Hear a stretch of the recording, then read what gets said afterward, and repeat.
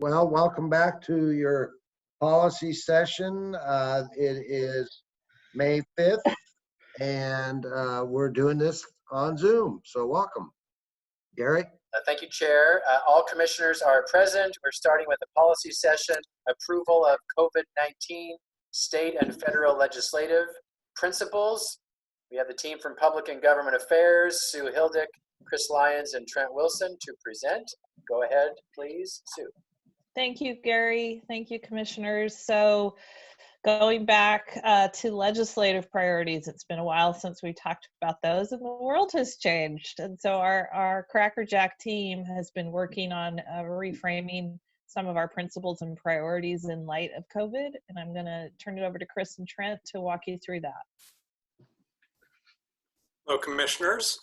So as you know, a lot has happened in the past month, and we've been trying our best to keep up on it all, but we felt that as a way to be as proactive, flexible, and nimble as we can, it would be helpful to develop and have a set of principles specific to COVID-19 that would help guide our policy positions and our actions going forward in this new time. So we are here to, with a draft set of principles, seeking your adoption of those. And the way to think of them is similar to the principles we had developed on our agendas previously, that they are high level, broad, meant to guide our positions on funding and policy issues. And in this case, both at the state and federal level specific to COVID-19. Essentially, espousing our values when it comes to different issues on COVID-19. These issues are coming fast and furious, as you know, and we are doing our best to be nimble, but we think that this will help us even further. So this will be an addendum to our agendas. In the draft we've developed, it has 5 overarching areas of focus: predictable and supplemental revenue for county operations, equity and inclusion, housing and social services delivery, public health and safety, and economic recovery. And it's roughly a page. Hopefully you've had a chance to review it. We've tried our best to keep it relatively simple and high level, but happy to answer any specific questions or have any other feedback. Brenda? Anybody have their hand up? No? Do we have any questions? There's Sonia. Wave. Hey, sorry about that. I couldn't find my participant little thing to raise my hand. So I think this is excellent. Great job. I was really pleased to read this. It's like, wow. This it's like we already had a huge conversation, then you went back and drafted it. I was very, very impressed. The one thing that I know is probably going to be on the table, and I'm not sure if, I know it was in the AOC draft, and it's kind of implied here, but I don't see it laid out, is there has been an effort for people, for there not to be as much jail capacity or people to be released from incarceration. And just want to make sure that we take have an extra lens for domestic violence and look at that population uniquely and differently than everyone else. Gary? Yes, you say this in the staff report, but could you just clarify? So this is an addendum to the existing state and federal agenda, and then how are you going to combine them both, or how do you prioritize between the two documents now? So right now our state and federal agendas each have legislative principles already contained within them. Think of this as kind of layering on top of those, and it is specifically for COVID-19 issues, as both the state and federal governments are working on advancing new funding and policy measures specific to COVID. This would guide our positions on those specific measures. Commissioner Sabbith?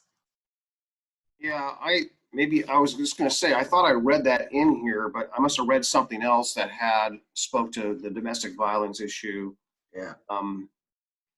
But it's not in here. At least I haven't found it, but I thought it did. But Commissioner, I'm it's wrong. under public health and safety at the very end there. Is it there? Successful legislation will also meet public safety needs that are There it is. identified by the There it is. pandemic, including resources to respond to domestic and family violence. Yeah. I thought I read it in there. So yeah, it's the last sentence of that paragraph. Thank you, Trent. Yeah, and just to chime in, it's beyond resources, but just the policy about who gets released if we're going to be downsizing congregate, like prison or public safety facilities. That's more the point of just having that lens. It's Because actually, we do know that we are not taking people to jail. And I don't know what will happen at the state level as far as letting people out. well, at both the state and federal level, I've heard non-violent criminals, not violent. And the governor mentioned it the other day, and that's all I've heard. Yeah, it seems to counter in some ways, we're kind of conflicted a little bit in that they don't want to have too many people in congregate settings, and jail would be one of those settings. So I guess we need to, I don't know if you want to give guidance or a suggestion, but is that something we determine or the state legislature determines?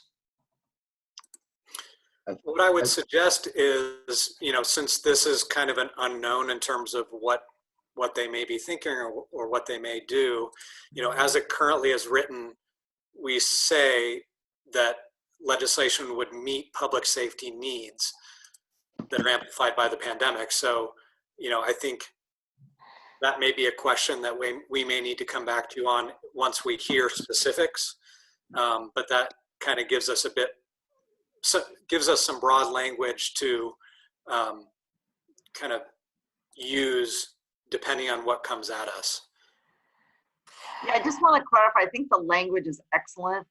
I don't need to change it. I just wanted to emphasize that point because Melissa Erlbaum has talked to me on a few occasions about the need to make sure that we are not releasing violent folks and that those folks continue, or domestic violence perpetrators, that they continue to be incarcerated. So that's all.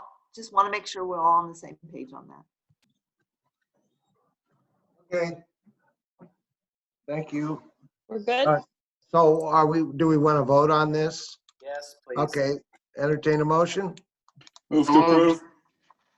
Move second. Dan. Who said second? I did. Okay. All right. Please poll the commission.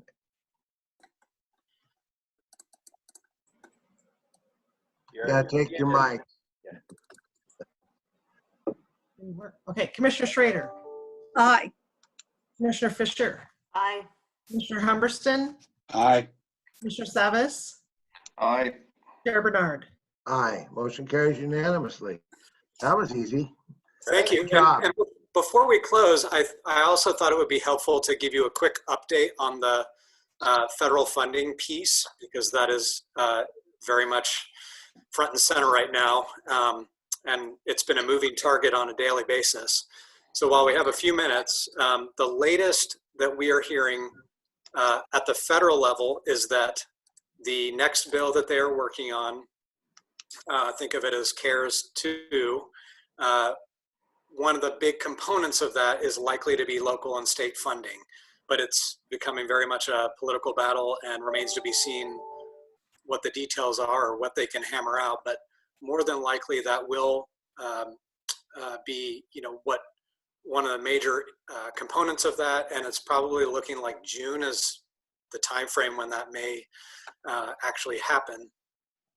And then at the state level, we are spending quite a bit of effort working with our partners on advocating for making sure that a portion of the monies that have already been provided to the state from the original CARES Act will be also, think of it as sub-allocated to local governments. As you know, there were 3 local governments in Oregon that were direct recipients of funding from the feds. That was Portland, City of Portland, Multnomah County, and Washington County based on their populations being 500,000 plus people. All other local governments, if they are to receive any money, it would come from the state portion of dollars that came from the CARES Act. So we have been working with our partners to advocate to the governor and working with legislators as well to ensure that some of those dollars can be provided to local governments who are on the front lines. The guidance from and the intent from the feds is that state governments should retain at least 55% of those dollars, and up to 45% may be provided to local governments. So we are continuing to advocate that a meaningful portion of those dollars come to Clackamas and all other local governments, and asking the governor to help with that. Commissioner All right. Sapp, Yeah, so that's exactly what I wanted to talk about, Chris. So thank you for broaching that. The numbers that I saw staff had done was $72 million. Would that formula you just mentioned, or would that be just our cut based on 100% distribution of those federal dollars? So Trent helped put that formula together, and he can speak to the specifics. What I would say is that is a number that we extrapolated using Washington County as the baseline, based on strictly population across the state. So Washington County's total direct funding, I think, was 105 million. Extrapolate that out to all other 34 counties minus Multnomah County, and yeah, Clackamas County's share would be roughly $72 million, which equates to, of all of those county dollars, that would equate to roughly 44% of the total share that comes to the state. Oh, okay. So I think it's a good metric to look at and think about, roughly, if it was based strictly on population, what could that mean for Clackamas County and other counties? Okay. Well, the conversations I'm having, including the one I just got off the phone with, is that there's a feeling from county commissioners that in other counties in Oregon that this issue is not being directly addressed by the governor's office, and it came up Friday in the AOC conference as well. The response was vague at best. They were not really talking about it, and I think that's worrisome. So the question is that if we've got to if we're going to be advocating for more care, whatever funding it is, and we don't get a share of it without having some formula to assure that we do. I mean, where do we do that? I mean, is the state going to be our champion, or we have to be our own champions, or is the AOC going to be a champion at the federal level? I'm really wondering how we do that effectively, because if we get cut out of that money, it's hard to argue that because we're 74,000 or whatever population short of that 500,000 population threshold, that somehow we get nothing. I mean, it's just grossly unfair. So the state's getting the balance of the money, right? Right. And so it's a good question to ask the governor on Friday. I plan to. Yeah, and AOC has been pushing this really hard with and LOC as well, with all local governments chiming in. Our federal delegation is very supportive of making sure the next federal bill does not have that population threshold, and that all local governments can be direct recipients of future monies. But so really, I think the bigger immediate question is, what about the monies that have already been provided to the state from the feds, and making sure we get a good portion of those to be able to help pay for our efforts. So the governor is definitely hearing it from all corners of the state, and we are looking at other ways to weigh in as well. And tomorrow we actually have a call with our Clackamas caucus, where this will be yet another topic of conversation, and we have many legislators who are part of that have been weighing in and wanting to help. All right. Great, thank you. And also, yeah, don't we have a caucus meeting next week? No, it's tomorrow and then it's in 2 weeks. Okay, so that was something we can bring up tomorrow too. Yep, it's on the agenda. Okay, great. All right, thank you. Any other questions? There are no hands raised. All right, let's move on to the next item. Okay, thank you, PGA team. So we'll let you, you can excuse yourselves from the room. Next, we're going to go back to the issues list, commissioners. We have 12 items remaining. We have 2 hours total. I don't think we need to take that long, but we can't go longer than 4 p.m. today. So we'll start where we left off. And this is an addition to your list from when I first sent the list, and it is about community development block grants, in particular related to COVID-19 funding. Nancy Bush is here with me as well. This is on your consent agenda item, one of your consent agenda items for this Thursday's business meeting, to accept federal dollars through the Community Development Block Grant Program earmarked for COVID-19 related funding. And I'd like Nancy to give an update on kind of where we're at right now. We don't have all the decisions made on how to spend this money. There is some flexibility for us on how it is spent. And obviously we'll engage with our staff from H3S and disaster management and other departments to make a recommendation to you commissioners. You don't have to decide today or Thursday for that matter. But before we kick off, I want to tell you about an operational decision I made so that you're aware of it. You know, we have to track every penny of COVID money that comes to Clackamas County from both the state and federal governments. One, because that's good budgeting in general, but second, that's required by FEMA since we are in the state of an emergency. And should there be an audit of our finances, which normally does happen after a state of emergency, we have to account for every single penny, which is why I've asked that for this emergency, all COVID-related funding be filtered through the Disaster Management Department and the Emergency Operations Center in collaboration with the department that the funds directly impacts, because I really don't support 22 county departments receiving COVID funding individually. It has to go through one centralized source. That doesn't mean Nancy alone decides how it's spent. The Board of Commissioners decides that. But that is an operational decision I made last week to really help us track very carefully where all the money is filtered through. So in this case, it's on your agenda.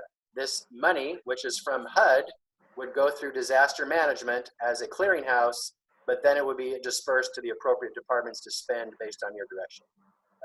So with that, I'll kick it over to Nancy to add anything I haven't added. And then if you have comments or feedback on how the money should be spent, but again, staff really would like to prepare some recommendations to you, and we're not prepared to do that today. Go ahead, Nancy. Yeah, thank you. So yes, you should have the paperwork for Thursday. Just to recap for the audience, though, we do have 1.328 million that is coming through the Community Development Block Grant. And we have 646,000 through the Emergency Solutions Grant. So in the paperwork, you have two pieces of paper, that one belonging to each of those grants. The Emergency Solutions Grant tends to be more tightly woven in how we can spend that. And a portion of that money will be used to spend to keep mostly the homeless population that are have underlying conditions or are somehow more likely to be impacted by COVID, and keeping them housed so that they won't spread the disease or get the disease. The Community Development Block Grant, we do not have a plan for that funding yet, the 1.3 million, and that is what Gary was talking about too, that we need to talk as a county, how do we want to spend those dollars, and how is where are the best places, where are the gaps, and also just looking forward to reopening, and how do we leverage those dollars to help in the reopening effort, which I think that they can to some degree.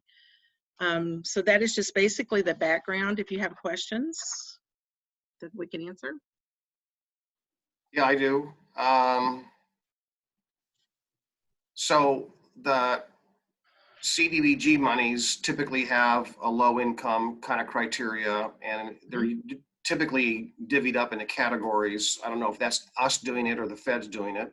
So my question is, this is obviously COVID specific, right? It is COVID specific. It's coming in from CARES. Okay, so it's COVID specific with that criteria as well as the low income criteria, the typical CDBG criteria? So we actually, we have an individual that in finance is taking a look at that to see how we can spend the money. We don't have the agreement yet. So we're waiting, we don't have the money yet. So we have to see what the agreement says to see. I know that the block grant money, from what we understand, is broader than normal. Okay. Thank you. Mm-hmm. I'll wait to hear what that is. Yeah, we will too. Yeah. One area I think is like Clackamas Service Center does direct services, but obviously we need to see the agreement. We do. All right. Any other comments, questions? So we intend to engage with you, commissioners, after staff comes up with proposals of how to spend it. We, of course, would want your input and to react to what we suggest.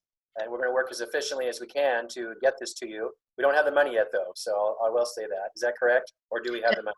No, we do not have the money yet. I actually checked yesterday with finance, and we do not have the money yet. It's not in my account.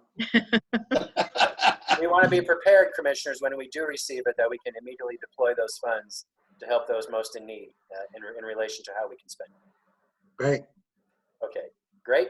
Thank you, Nancy. So stick around, Nancy. One more. So this is a continuation of a discussion last week, broadly phrased as board engagement and strategy on COVID decision-making, to talk about if you are satisfied with the processes we currently have in place to engage you as commissioners.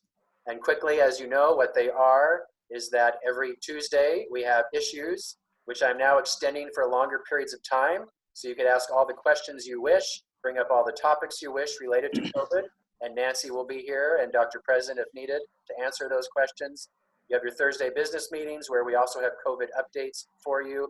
There is a daily strategy meeting with Chair Bernard, Vice Chair Schrader, and some key staff where we go over kind of day-to-day issues and topics, which if there is a decision point, we do bring it back before the full board.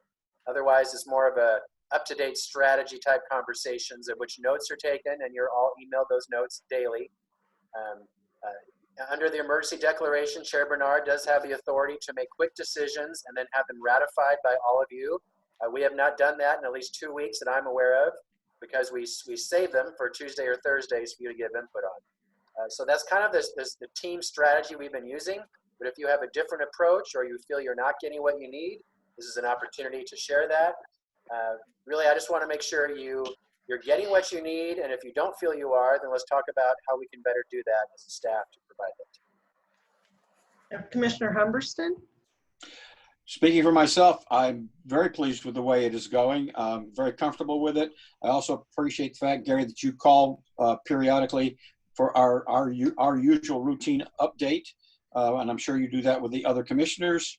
As the saying goes, if it ain't broke, don't fix it. I don't have any hesitation about calling Jim or calling you if I need more information or I have a question. So I'm good to continue as is for the moment. We have Commissioner Fisher and then Commissioner Sabbith. Yeah, so I absolutely so appreciate the notes from strategy and from the Tri-County Chairs meeting and the situation report that we get daily in the leadership briefing. I mean, Gary, it's incredible, honestly. This has been really excellent communication. The one thing that I would like to suggest, and I suggested it when we were first starting this pandemic, but now that we are getting towards reopening and recovery, I think it's even more important now, is to divide our 5 capacity with by having a connection with school board leaders and city councilors across the county. So I have this weekly call with Rachel Prusak and with members of the Westland City Council, the Westland School Board, Wilsonville City Council, Tualatin. It's just sort of this West Side discussion where we go through all of what we're hearing, what the needs are, what's happening. It's extremely local and extremely valuable. And so I would like us to think about where we could get this set up. I instigated this with Rachel Prusak, and then she's been taking the lead, but would suggest Paul setting up something similar in the unincorporated Milwaukee area, and for Ken in the unincorporated Clackamas County, Beaver Creek, all those kinds of areas, and maybe Martha in Canby. And I mean, just so we branch out, because especially as we are moving towards reopening, and it would be good for us to have those relationships established. So that would be a suggestion that I would make. And I know we've talked about being regional before, and we think, oh, we don't want to do that in Clackamas County because each of us want to be responsive to each of our constituencies and areas, which I think is absolutely important. But in a situation like this, there's so much information. If we could each focus a little bit more, we might be able to capture needs more quickly. Commissioner Sabbith? Yeah, well,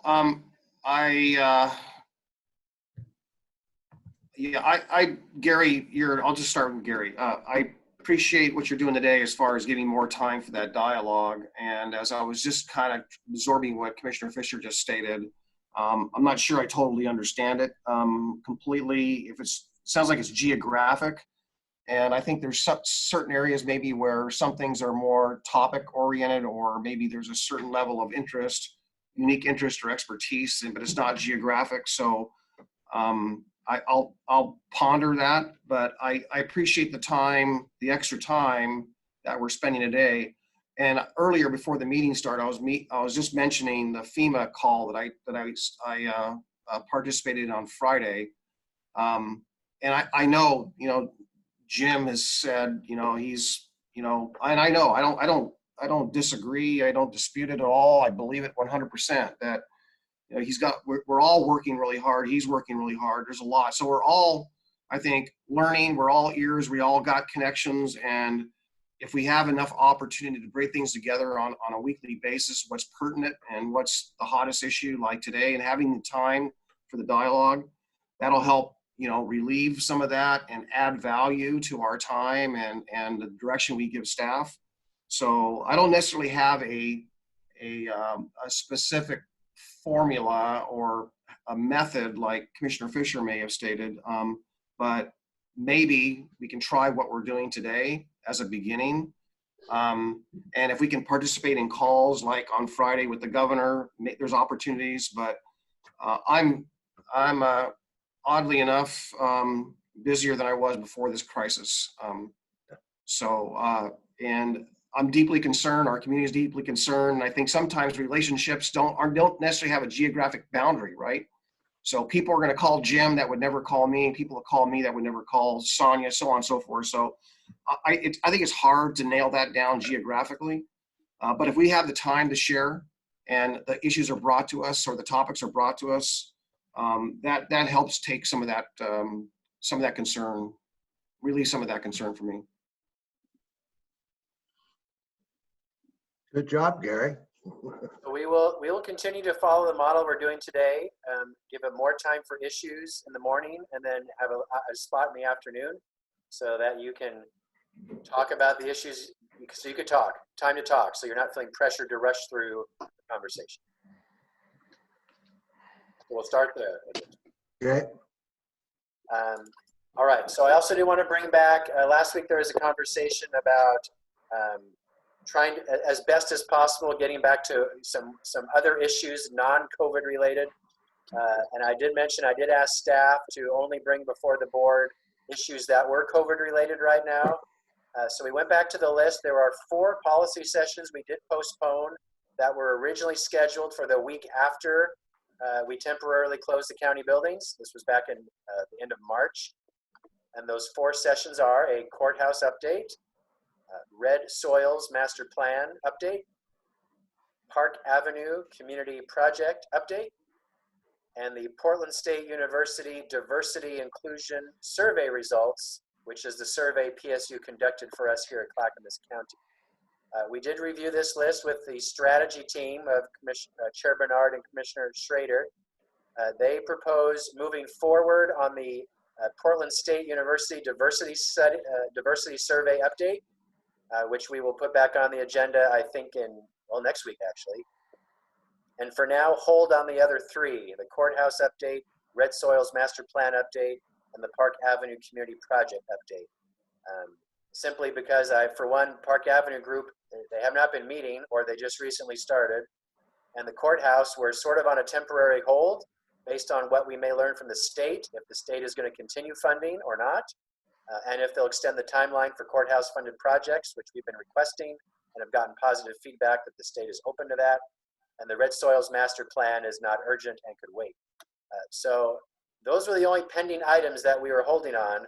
I will ask departments, it's okay to move forward, but I do want to mention, commissioners, staff is working very, very hard right now as well, as are all of you. I don't have idle directors right now. They are very focused on the budget, preparing for the budget meetings coming up, as well as COVID does take a lot of time and attention. You know, we're all going through a crisis right now, all of us, and we all react differently to that. And there's a lot more stress on our leadership and all our employees. So I don't want to ask staff to do a lot more than they already are, just maintaining, supporting our teams during this crisis. So I do want to respectfully request, while we're still doing business, not back to business as usual, but be really thoughtful about what we're engaging the board with on topics. So that's my soapbox. Thank you for listening. So again, Chair Bernard and Commissioner Schrader are recommending the choices I just said on the policy sessions. If you have a different opinion, now's a chance to express that or to answer or respond to anything I just said. Commissioner Sabbith? Yeah, I don't disagree. Yeah, I don't disagree with that at all. So I'm good with that. I just want to just touch on one thing that's kind of related. You mentioned Park Avenue, for example, and I know that some of the groups, even the CPOs, two of them, Oak Grove and Jenny's Lodge, did a Zoom type of CPO meeting. They were Zoom, but they were two different formats, one being a meeting and one being a webinar. And what I'm hearing from folks in my neighborhood, because that's where I'm at, is, you know, favoring one or the other. But the more difficult thing is that it's hard to get really quality, good work done, and it takes much longer in larger groups for a Zoom meeting.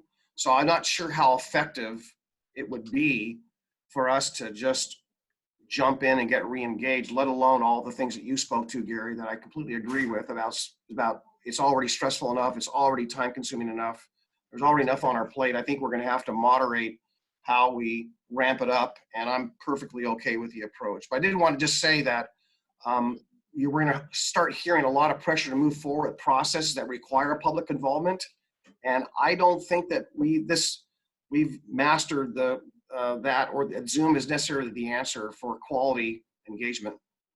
It's good for us, we're working through it, but it's not ideal. Good point, thank you, Commissioner. I'm good to go. Me too. Okay, all right, great. Well then, if I may, then we'll move on to non-COVID related topics. Can you believe it, right? So No. I'm gonna ask if Drenda or Christina could bring in Dan Johnson. You're doing that right now. So next is a Department of Conservation and Land Development grant support letter. There is a draft in your packet, and Dan is wearing a hat for us. He'll explain the hat and explain the letter and seeking your approval of this support letter. So go ahead, Dan. Right. Hey, thank you. Hey, just a quick call out. Happy Cinco de Mayo to all of you. The anniversary of the Battle of Pueblo. It's a holiday celebrated. It's a great holiday. So just thumbs up, something non-COVID. I can't wear that hat anymore. It's driving me nuts. Gracias. Did you get a haircut? No. Oh, it's No. looking beautiful. Yeah, because it's all greased back. It's great. Real quick, I know this is kind of a hot topic and a last minute addition to the agenda, and I thank you, Gary, for helping us facilitate this. Before you today is a request for the BCC to authorize the chair to sign a letter of support for a Department of Land Conservation and Development grant. The grant request is titled Public Engagement Support for Middle Housing Code Updates. And the grant is essentially an opportunity to augment the housing project that the board has already authorized as a part of the Clackamas County Long Range Planning Work Program. More specifically, it's around the HB 2001 aspects, which are mandated by the state of Oregon. It augments that work by providing consultant support for an extensive public outreach program to ensure the communities not typically involved are engaged in the discussions on these amendments. So with that, I'd be able to answer any questions you may have. We'll hopefully be able to answer any questions you may have. But we're looking for your support and pushing forward with this work. Again, this is not a new program. This is not adding work to the work program you've currently approved. It's simply augmenting that work. And I do want to acknowledge Commissioner Sabbith's comment around this new normal and what that engagement looks like. And I think we'll have some time between now and the time the grant is actually authorized to kind of develop a more thorough assessment of what opportunities there are to engage the public in this new world that we live in. So, Any questions, comments? Do you need a motion? Sure. Move to approve. Sonia had a question. I'll second that. Now we'll discuss it. So Dan, I just want to make sure I'm understanding this. This is the 2001, which creates more density by rezoning the neighborhoods. correct. Really, I like this idea of doing public engagement. And just as I've been thinking about this and how this pandemic could really change all of this, that we are thinking about density, because we do know that more dense places, there is higher propensity towards infectious disease. So that's just a comment, but I'm ready to support moving forward with this letter. Great, thank you. Anybody else? Paul? Oops, there we go. Just building on the public comment or the public participation elements that you responded to, Dan. What's the timetable for this whole thing? I'm sorry if I missed that. I don't know. Are you able to share my screen, or am I able to share my screen with you? I'm not sure. Yeah. Okay. I want to share with you because basically it builds into this work. What I'm about to show you, this is essentially the long range planning work program that you authorized. And so it basically is consolidated and augments this work aspect around the housing. And you can see the schedule that was before you today. Obviously, there's been some press on some of those timelines with some of the issues we've been dealing with COVID-19. But that's kind of the schedule that we had for implementing that most of that housing work. So basically, it was starting in white papers in January through March, and then dialogues around work through April 2020, all the way through April 2021. And also, just FYI, we must spend that money by June of 2021 per the grant agreement. So it would be spent in this year. Okay, so is there, knowing that there's a number of things that have timelines and deadlines, right? Are we anticipating any consideration with this COVID thing of the rollback or some of these processes, not necessarily this one, obviously, maybe even coming to a complete halt? Is it practical to move forward on everything, or do you have any kind of a strategy on how to deal with, I mean, not just your department, but I'll ask Gary the same thing. We have all of these processes that have deadlines, and we really can't do them well or do them at all, or as well as we could. Maybe some we can. But my question is, what do we do with that? So, I mean, you said do well or do it all versus do as well as we could have. And those are different statements. And so I would tell you that our staff is working. We have a lot. Let's just talk about our long range planning work. Those folks are all mobile. They are working through those projects. They are working through the contracts associated with those projects. And they are moving those projects forward. I think until we figure out where there's an obstacle where we can't move forward, if there's an aspect on, and I think you're right, most of it's around that public engagement, around what form does that take and how do we ensure that happens? But I've heard both sides of that ledger. I've heard some folks say that they actually like this environment, this Zoom environment, because they maybe wouldn't have made a trip to a bean eater or wouldn't have made a trip to an open house. And so I think we just kind of got to, work through the waters, and then we will obviously discuss if we think there needs to be concerns about adjusting the timetable on these projects with Gary and yourselves, and we can come back and engage in that discussion with you. So. All right, anybody else? No, there's a motion on the table. Why don't you poll us? Okay, Commissioner Sabbith, Aye. Commissioner Schrader, Aye. Commissioner Fisher, Aye. Commissioner Humberstone, Aye. Chair Bernard. Sure. Motion carries. Thank you very much. Great, thank you, Dan. Stick around though, Dan. So I'm here. next commissioners is incorporation grant recipient. Now that sounds pretty vague, so let me explain to you what this is about. There are some community leaders in the Oak Grove, Oak Lodge area who are interested in applying for a Metro 2040 Planning and Development Grant for a concept planning project. And that project would be to review alternative analysis for local governments in the Oak Lodge, Oak Grove community, which in layman's language means, should that community consider becoming incorporated as a city, annexing to a local nearby city, which would be Milwaukee or Gladstone, or remain as an unincorporated part of Clackamas County. So this local group of community activists has asked if Clackamas County would consider being the grant recipient for these Metro grant funds, because Metro can only give these funds to a local government. So I have been meeting with these community leaders and Metro staff to talk about what this would look like. I have expressed my concerns about the county being the grant recipient, and that even though individually commissioners, I believe all of you have said, you hope the community would look at potentially incorporating, you do not want to in any way be perceived as making a decision for that community. That community needs to make the decision, not Clackamas County. And I do have some concerns even if the county were to be a recipient of these funds, that does put the county in a position of influence on a potential decision on this point. And then secondly, I am concerned about staff capacity based on what I just said in the prior session.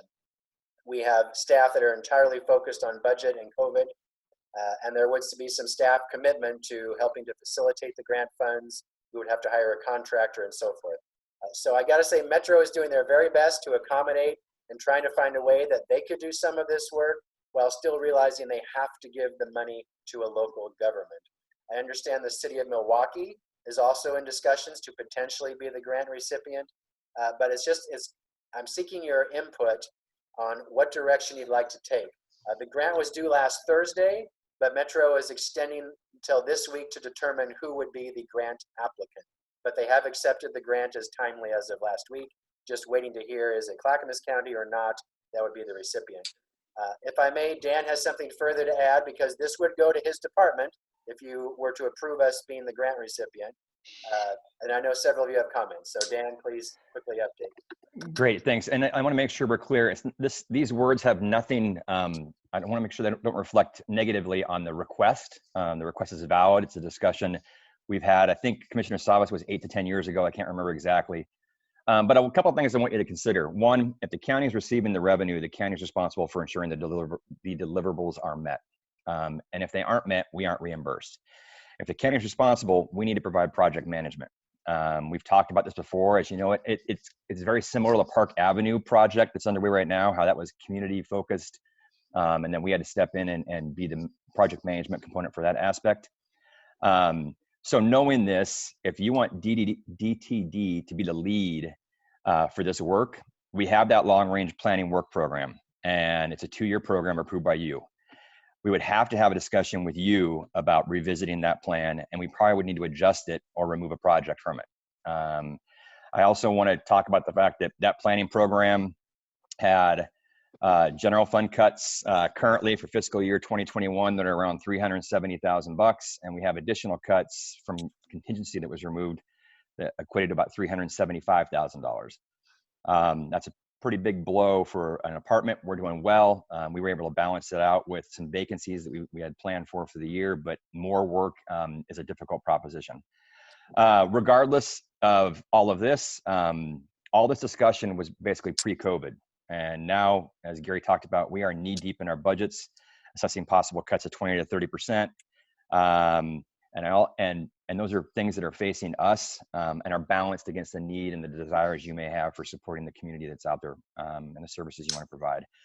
Also, these grants are annual. And so I think that there may, if we choose not to go forward with it now, maybe there's a discussion about going forward in the future, but I'm not sure what our role would be in that. So just some food for thought as you consider this request. And we have Commissioner Schrader, Commissioner Sabbith, Chair Bernard, and Commissioner Humberstone.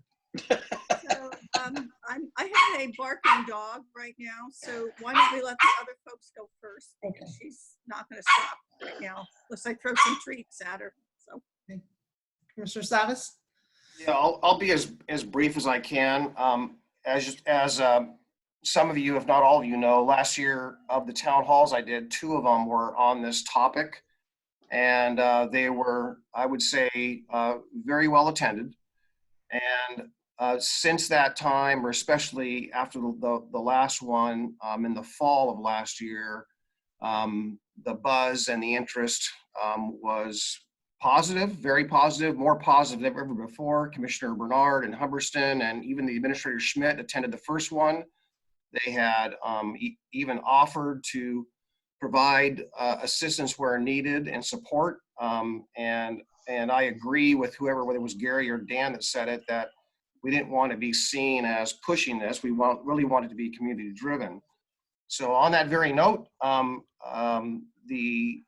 been well, I was tapped on and influenced by people just to do the town halls in the first place. And since then, been trying to get those people together to talk together. And what's happened is that there is one group, which is this particular group, who I reached out to as early as, well, previous November, but November specifically, saying, hey, we have a bunch of people that want to participate. Can you get everyone together? And that, unfortunately, that did not occur. And so we have, I think, I would say, loosely 2 pro-corporation groups in the same area with maybe different approaches and ideas. And there's not any organized opposition, but I think we anticipate that. But I think it's not going to because of some resistance and not liking, well, careful what I say, but I don't think that we've worked out some of the differences, and the groups ought to work together and come to us. I've let everyone know the county's willing to provide it, the assistance, but the county, like any process, is going to want to see the community come together and work on something together. And I think otherwise it will be all for naught. So I am not, if this is a position to take today, I'm probably not going to take a position at all, because I'm stuck between 2 well-intended groups with 2 different approaches who have not yet talked together. And that's what I've been trying to encourage for a long time. And I think one group has been very willing to engage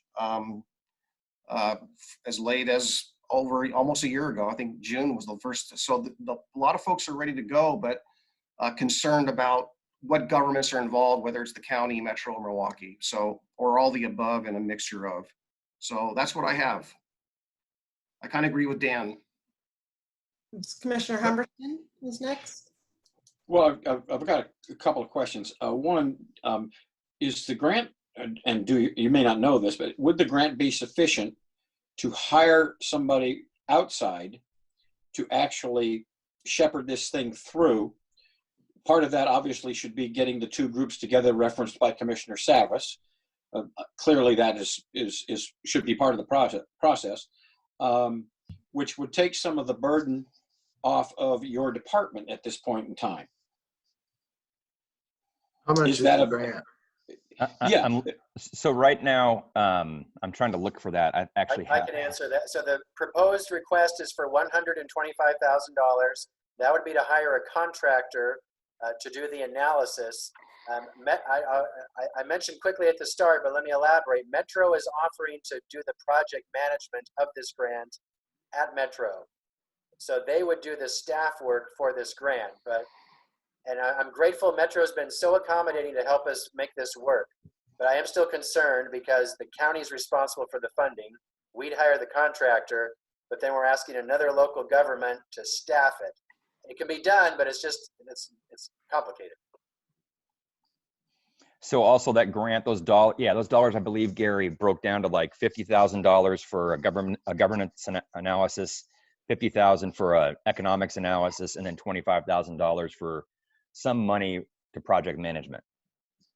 Yes. So I think I was next. Okay. So the whole idea here is to see if it's financially feasible to create a city. We don't know that. As far as governance, it doesn't sound like it's a lot of community participation. It's more science than anything else. This is an issue that's been around a long time. I mean, when I was mayor, I used to get complaints about City of Milwaukee looking at annexing Oak Grove Jennings Lodge because it happened 30 years before. And we never looked that way. So I think that if there's it sounds like you could spend some money. If Metro's going to run it, we have to go to through the bid process to be the contractor. It shouldn't take a big burden on DTD to move this project forward. The trick, I think, is that we need to stay out of the way. Let this process go through. Everyone needs to stay out of the way. Do the math, do the analysis, and come back to the community for discussion about what they found. Isn't that what we're talking about? Yes. But so here's my opinion. We're inserting ourselves because we choose who the contractor is. So we are influencing the process. Well, of course, but we don't influence who our contractor is. The commission doesn't. That's a process that is set by law. Right. Yes. Yes. Sorry. Dan? I can't even believe I'm going to say this, but I'm going to harken back and remind you about the challenge it was to get the contractor on the Park Avenue project. Yeah. And then that was I can't recall the exact time, but I think that was a 6-month process to get a committee of concerned citizens get concurrence on their desire on what they wanted for that contract. And we had to lead all that. And so I agree. I mean, if we could just take the money and stand back and say, hey, go do it, that's all well and good. But again, we're responsible for those dollars. And I just want to make sure you know that. And we're responsible to make sure those deliverables come forward. Well, I'm sorry, Martha's up. No, go ahead, Ken. You can go first. It's fine. Go ahead. Well, I don't want to see this burden your department. And quite frankly, the more your department would have to be involved, the more potential for conflict that Gary's concerned about, which I understand. That's why if we can just hire that independent person to do this analysis work and keep our hands off it as much as possible, we reduce the potential for conflict with the community, or the idea that we might be driving the train, which is not our intention, but still get an analysis done that could possibly resolve this issue that's been percolating there for 30 years. Mr. Schrader? Okay. So back in the day, we did actually spend money as a commission. This was the SOA and Kenmore days, where we even came up with what the tax rate would be.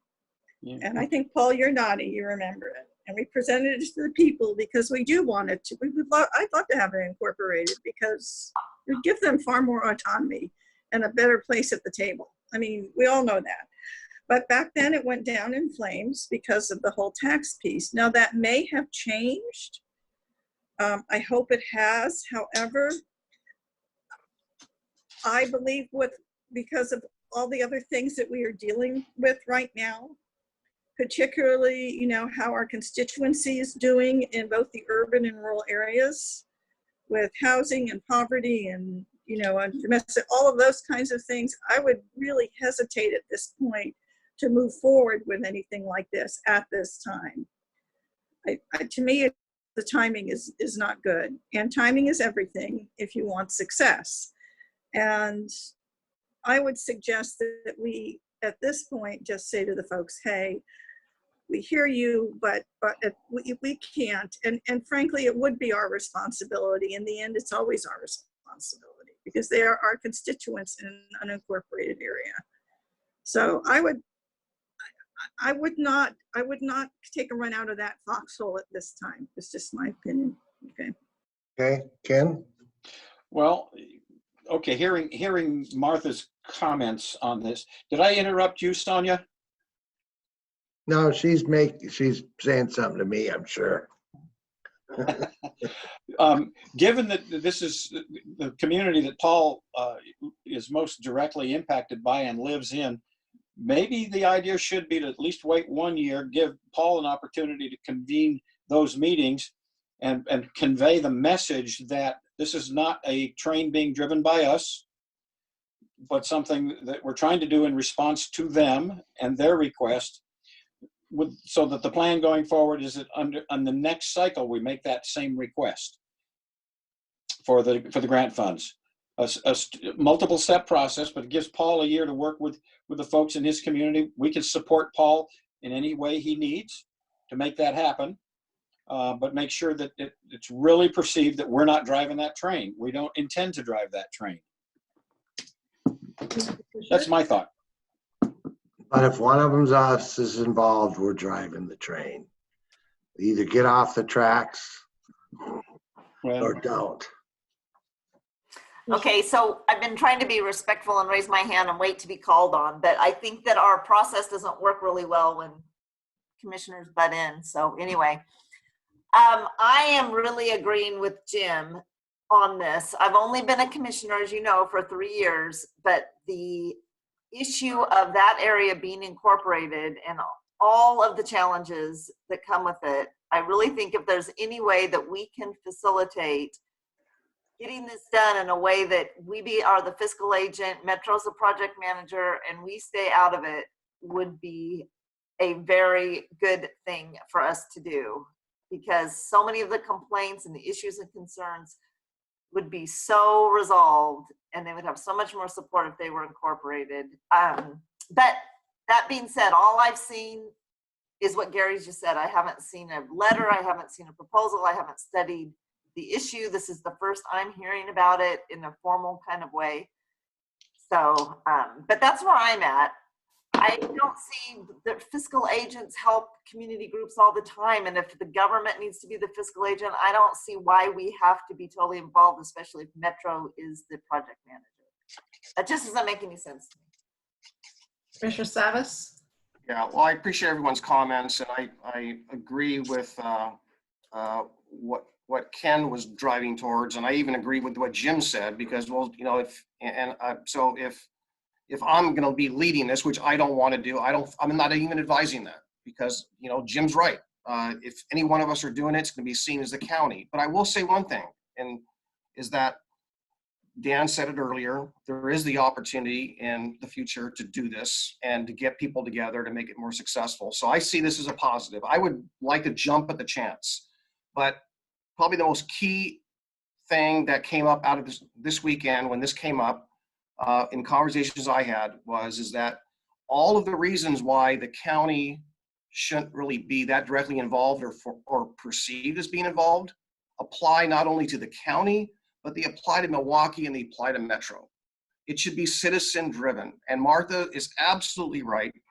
When this came up, I advocated for this 20 years ago, and the Board of County Commissioners approved it. And I'll never forget the conversation I had with Commissioner Kennemer at the time. He wanted to do it a certain way. And I said, please let this be community driven. And we hired, I won't name the firm out of respect. And it wasn't county driven, but it was driven by a consultant that worked for the county. But it has to be what the community desires, right? I think it has to be community driven from the ground up. I think my role, and I even said this at the end, and I mean this with all sincerity, I said this at the end of the last and the first town hall on this topic. I'm willing to help get you all together, but you all need to sort it out. The county cannot be involved. I would say that if I was a Metro councilor. I would say that if I was a Milwaukee City councilor. So with that, I think that the people need to come together and drive a process that the community buys into, because if we do this wrong, or they do it wrong, or we make a wrong step, it's going to be a 5 or 10 years before we can do it again, because it'll be that much discourse and angst and upset. And I don't want to see that happen. That's what I'm really, really concerned about. Commissioner Humberstone? So my question then is, how do you square this circle? If a government agency of some kind must be the recipient of the funds, then there's obviously going to be some perception that whoever that government agency is driving the train. So somewhere along the line, the community has to say, we want you to accept the money on our behalf so we can do this. So square that circle for me. Okay, happy to. First of all, there's something else that Commissioner Schrader said that you need to take in mind, which is absolutely true. We already did the work. It already is fiscally feasible to form a city. They looked at it with 2 different tax rates. Yeah. So we know it's doable. So and we know basically what the governance would look like, because that work was done to some degree. That I don't think that's the challenge. And I appreciate what both Commissioner Humberstone said and Commissioner Bernard and the administrator said following the first town hall. We are willing to provide assistance. And I don't think that we need to spend dollars as much as we do have the professional expertise, whether it's legal advice here or a little bit there. We don't need to lead anything, but we can actually get to those kind of details. Jim wrote a check personally for an effort the last round, because there have been 2 efforts in the last 20 years. I wrote a check. I've provided funds and done things to help these issues along. And I think, frankly, to square the circle, Ken, the monies we need are not the challenge. And if we do need that, I think there's private money out there that can get that done. Okay. Well, I guess maybe we need to vote on that. Oops, my mic's probably not on. You're on. Why don't we just poll the commission? Do you want to pose the question? I guess move to accept the funds from Metro to study incorporation of it'd be Jennings Lodge. You would agree to be the grant applicant. That we still have to go through a process. We may not even get the funds, but you would agree. I thought the grant's been approved already, and they're just waiting to give it to them. Oh, well. For me, with what I've heard today, there's way too many unanswered questions. Okay. Is there a second? So, is there a second? Sonia's waving. No, you're not. Commissioner Fisher. Thank you, Brenda. Hey, I just have a question. So Gary, who is asking us to do this? I've been approached by 3 community members, and they're calling themselves the Incorporation for Equity Group. Okay. I mean, I would really love to have more information to actually see. I mean, this is important, but to see some sort of, policy page that just gives us the who's involved, what's all of that. This is I don't know, maybe did I miss an email? Yes. Okay. This was sent to all of you, the application. So it really helps, just as a point of process, if on the website it's linked there. So I've been, part of my challenges, I've been trying to find stuff while we've been talking, and it's hard to pay attention. It was not posted out of respect for the group because there wasn't a final application, the draft that I had. Okay. Okay, so I didn't hear a second. So I guess we move on. Okay. Thank you, commissioners. Thank you, Dan. Next, commissioners, is an update of your business meeting agenda for this Thursday, May 7th. It is a regular meeting at 10 a.m. You'll have a COVID update. You have a public hearing, which is the second reading of a resolution amending the transportation system development charges methodology report. And then you have a consent agenda. There are no items that appear controversial to me, but if you do have any questions, if you would please let me know prior to Thursday and we can have staff answer them for you. Moving on, we have advisory boards and commission appointments. I'll ask Brenda to please review those. Yes, so the first one we have is the Clackamas County Service District number 5. Staff is recommending renewal appointment to second terms for David Imami and Jeanette DeCastro. Is that the lighting district? Yes. Okay. So moved. I'll second it. Any further discussion? All right, please poll us. Commissioner Humberstone? Aye. Mr. Savis? Aye. Mr. Schrader? Aye. Commissioner Fisher? Aye. Chair Bernard. Aye. Motion carries unanimously. Next item. Next is the Community Health Council. They are recommending the reappointment of Angela Fitzgerald, and they need this position filled so that they have their minimum number of members on the board. There are currently another 16 openings that they are actively recruiting for. So moved. Second. Any further discussion? Please poll the commission. Commissioner Fisher? Aye. Commissioner Schrader? Aye. Commissioner Savis, sorry. Your mic's off, Paul, but that was an aye. I read his lips. Commissioner Humberstone? Aye. Chair Bernard. Motion you carry. Aye. Motion carries unanimously. Okay, that was all. Okay, next, Commissioner Schrader asked to speak about email from the Clackamas County Firefighters Union. So I just wanted to make sure everybody got a chance to see this. I did email it to you today. So I'm really not expecting a long discussion.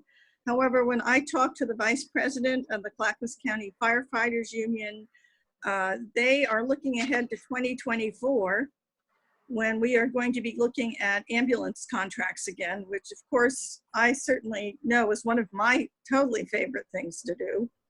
But in any case, I did tell Mark Oshlander that I would make sure the commission saw it and you have a chance to look at it. On the surface, what they're asking for is their ideas, and not only their ideas with the whole public safety group that kind of helps manage the ambulance piece, to come up with a more integrated system. So I promised them I would send that to you. I don't know if you have any questions. They did mention that some of our commissioners have committed to this. So I don't know if that's so or not. I just said I wanted to make sure that I got the information out to folks. So this can be a discussion at another time. I would just like you to read it and be aware that I have fulfilled my promise to get it to the rest of the commission. We're not going to be looking at another contract for another 4 years, but evidently they are thinking ahead. So, are there any questions? I told Mark to listen in today. Well, I'll be happy to read what they said. You know, in all these circumstances, we have a great provider of emergency services on both ends. It seems to me that, what was that? I would agree. We need to, for those two folks to sit down and try to resolve these things. To wait 4 years and to go out again is something I'm not interested in, but certainly I think that working together to resolve whatever these issues are is something that they should do together. 4 years is a long time from now, and who knows what's going to happen. And I'll tell you, I'm not sure I want to go through this process again. It was, I won't use what I thought it was, the word to describe it, challenging. Commissioner Fisher? Thank you. I'm looking at this letter, Martha, and I just want to make sure I'm understanding the acronyms. Is ASA Ambulance Service Area? And then what is, there's another acronym on here that I have no idea. It was like AVL. What is that? I don't know off the top of my head. I have a feeling it has to do with the scope and where they are. In other words, we've got frontier, we've got urban, we've got this, we've got that, and they have different response times. I think that's what it's referring to, Okay. but I don't know. I would have to ask the firefighters. So. Okay, so this is all, I didn't get the privilege and pleasure of participating in the ambulance contract. So, so darn, but I've heard a lot about it. But I do think that, you know, just looking at this letter, I get that they're looking to plan ahead and they put together a task force. I've gleaned that from it. But as far as the specifics of what the issues are, given my unfamiliarity with it and haven't been through it, I don't really know what okay. Are. So this is really on my part more informational because they asked me and I have been through it. Jim's been through it. Paul's been through it. Ken, you want to do it next time? Oh, I think never mind. The issue has to do with transport. Right. That's exactly a lot of that. And, you know, the first responder arrives. That's usually not the ambulance. It's the fire districts. Fire district, right. And, you know, they've done so much in reducing that, you know, they used to send ladder trucks and all this stuff, and they really worked well with the ambulance provider to figure out a way, but they would like to do some transports. But, you know, I'm hoping that this is something that the fire districts can work with AMR, our provider, to, you know, figure out something that's mutually beneficial. That would be my hope. Yes. As well. But we need to be aware these are the conversations they need to have. And if we can help facilitate, I get that. But that's all we are. So again, informational ambulance contracts are pretty complex. And if you want to find out more, just ask poor Rich Swift, who had to deal with it last time. So anyway. Yeah, he was new at the county too. Yes, he was. Yes, he was. But, as was I. You know, it was really tough, but I'll tell you, there one positive thing that came out of it, and that is communication. Yeah. They resolved a lot of their problems by just working it out amongst one another, and that's certainly what we want them to do. Okay. All right. So that's it. Just information. Okay. Commissioner Sabbith? Yeah, I just want to kind of echo somewhat what Commissioner Bernard just shared, and appreciate Commissioner Schrader bringing this forward and letting us know. You know, they really are two stellar agencies, both of them. They're both different. We know one's a public agency and another one is a privately held, but they do have a much better relationship with one another and with the community and the county, and they're both doing outstanding work. So I know them both. One thing I will say that I found extremely impressive is the ability, for example, AMR to shift resources from another state or other states and respond to emergencies around the country. And so they have deep resources, and I think all it does is really adds to the array of resources should we have that fearing Cascadia around the corner.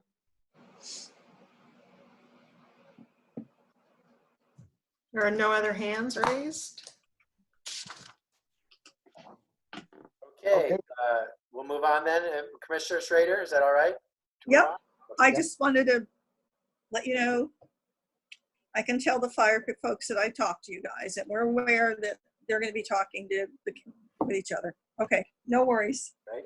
Thank you. Next, Commissioner Sabbith had a topic: who sets the criteria for citing homeless shelters in Clackamas County if ballot measure 26-210 passes. Hey, folks, I'm Joe Biden. I like to.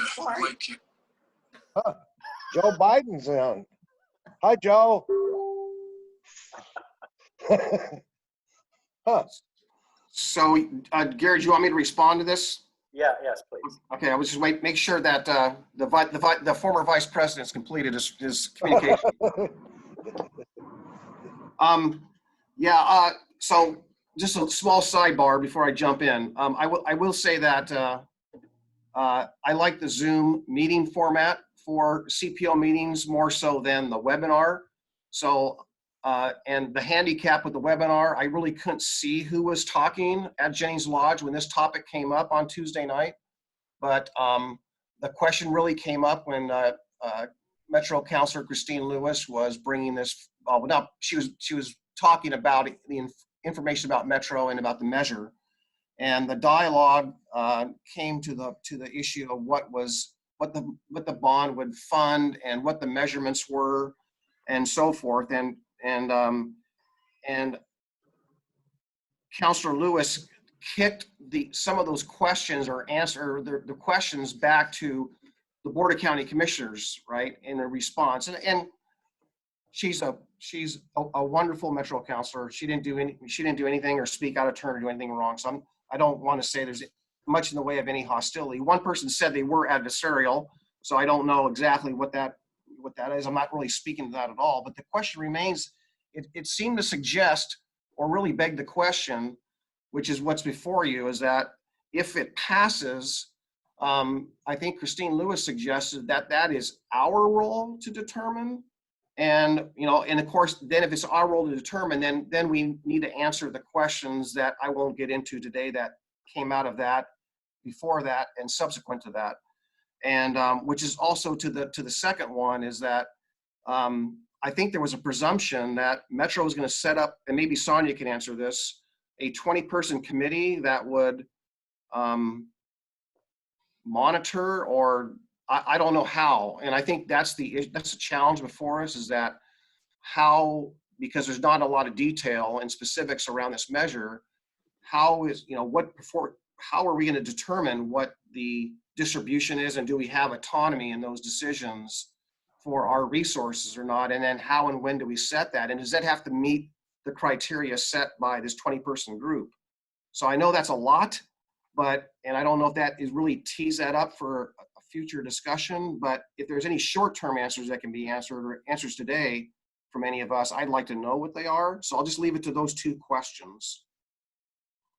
I can go ahead and answer some of it. So, and Jill was amazingly helpful when we all sat around the table, and Jim was part of these conversations as well, to make sure that we at the local level have the autonomy to put our plan together. So Metro is oversight, broad oversight. It does not dictate to the local jurisdictions how they will use these dollars, but there is a framework, and the main parts of the measure is housing first, and then wraparound services, meaning meeting the individual where they are to transition them from homelessness to housing.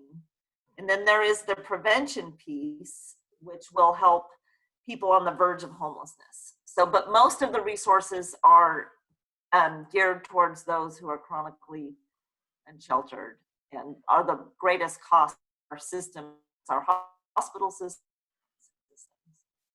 Yeah, so and the other piece, just to add on to that, so I talked with Jim before there was COVID, we were discussing, would it be possible to use current dollars to sort of advance the effort and then pay us back from when the dollars come in from here together from the ballot measure? I asked, have we done enough planning? Do we have a plan? Will we be able to effectively transition people from homelessness to housing? And the answer is really yes. Over the last couple of years, we've all been involved, and Paul, I know you've been involved because we've been sitting at the same meetings, but all of that groundwork that was laid with the Homelessness and Housing Task Force, which set our priorities, really put us ahead if this does pass, we've done a lot of the groundwork of putting together that local implementation plan. Yeah, and the reason the one question stated was it is because this has been come up at meetings before. I think you may have been at one of them about the shelter issue, and you know, I think there's a concern that the homeless people aren't relocated to other areas to go to a shelter, that they're more local. There's other issues about not in my backyard, of course. There's other issues about, you know, will they be not concentrated in any one area of the county? That will they be, will every city participate in some? If there is, let's just say there's 15 shelters. God forbid we need 15, right? But will they be spread around geographically and everyone absorbing some of that? But I think she clearly answered that 2610 they can fund and will fund shelters with that money. I think she did answer that question. The question is, what's the criteria? Well, but really the focus is on wraparound service. It's not in create congruent, like institutional type settings, such as just shelters where people go. Really, it's to bypass that and to get people into housing. How we decide to do that in Clackamas County is going to be what's going to work for us. And now with the pandemic, I actually can see some opportunities for us to rethink things. We have 70 people right now with COVID-like symptoms that are unsheltered, that are staying in motel rooms. I would love nothing more than to be able to transition those people from homelessness to housing, and then to backfill to pay us back with the dollars if the measure passes. Where would we put them right now? Yeah. Well, if this measure passes, I guess we'll have the work session. I just want to add one thing I learned Friday on the FEMA call that is very, very, very important, is that a part of their presentation addressed housing for COVID-related stuff. And they said that anything that is, basically, I'm paraphrasing, anything that was done that was not a direct cause and effect, meaning that if there was someone who had COVID who was homeless, you could house them. If they did not have COVID, then that housing would not be paid for with federal dollars. So there is a clear distinction between people that actually are in the crisis and the dollars responding to the crisis, a real personal crisis, if you will. We know this is a crisis, versus those that it was a preventative move, that preventive dollars probably would not be eligible for federal funding, whether it was the CARES Act or whether it was the FEMA money. So I just want to kind of mention that as we go forward, there's that kind, there are those kinds of nuances out there that need to be understood. And hopefully, as Gary said, plan as though we're not going to see a penny, but hopefully we'll be ready to apply for federal relief in basis of emergency, and housing for the homeless is a big issue. So let me address this a little bit too. This measure does not build shelters that I know of. I've never heard that. This measure pays for wraparound services. And so the idea is to get treatment and for people to move into housing, not necessarily provided by us. It's to get them back into the stream of life, I guess. And it's about mental health, drug addiction, all those programs. So it might be that one of our facilities that we're building now will have staffing to provide wraparound services, not dissimilar to some facilities we already have. And that's a decision we make.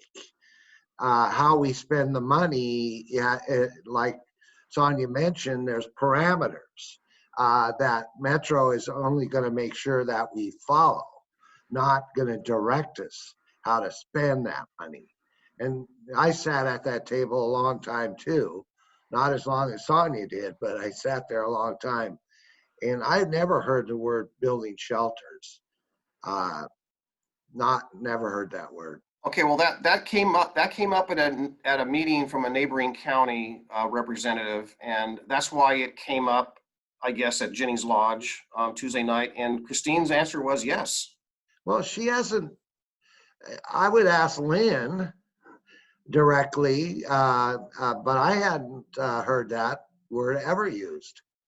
But anyway, we'll find out. If it passes, then but I don't think if you read the measure, it'll say anything about shelters. Well, I think that's part of the issue, is that it's vague. The measure's vague. That's because it applies to 3 counties, and we all have our own focuses. But we'll see what the voters say. I have a Sounds like we have a couple 4-legged ones chiming in right now. Yeah, I know. I just had a question. So is Multnomah County the only county where it is going to be covered in its entirety?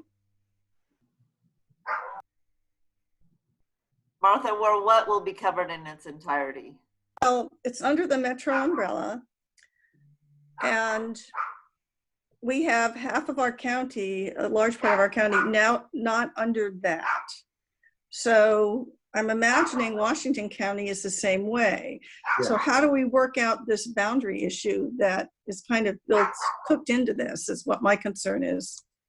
I know that part of Multnomah County is not within the urban growth boundary also. So there's Corbett and some other areas up through the gorge. And so all 3 counties have areas that are not within the metro region. I don't know if that is enough to answer your question. It is. She's nodding. All right. So let's move on to the next issue, Gary. All right, Commissioner Sabbith had another question. Will Clackamas County have autonomous authority to allocate ballot measure 26-210 resources within the county? I think Commissioner Fisher answered that one earlier, right? Yeah. Right, Sonia? So I'm good. So. Okay, great. Finally is Commissioner Communications. Who'd like to start? Martha? Oh, dog's barking? No, I'm done. Okay. I'm just trying to survive day to day here Yeah. with barking dogs. Okay. Sonia? I really want to know how they're going to be able to cut and color my hair. Me too. No, I I feel like I had all my communications through all of our communications, so I think we're all up to date. So thank you. Paul? I echo that. Okay, No. Dan? Okay, I just want to tell you, I did get a hold of the chair of Tillamook County, and their city manager or county manager is going to join us on the call, Gary.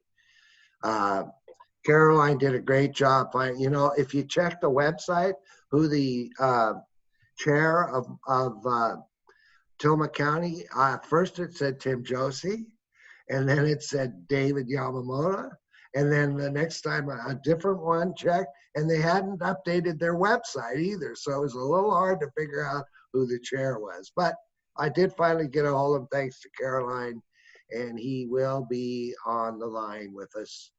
And you guys get the notes as soon as they're written. So with that, I guess we're done. I'm going to go out and trim a cherry tree so I can pave my driveway. Yeah, we're done for the day. Thank you, commissioners. Thanks. Good job, Gary. Thank you.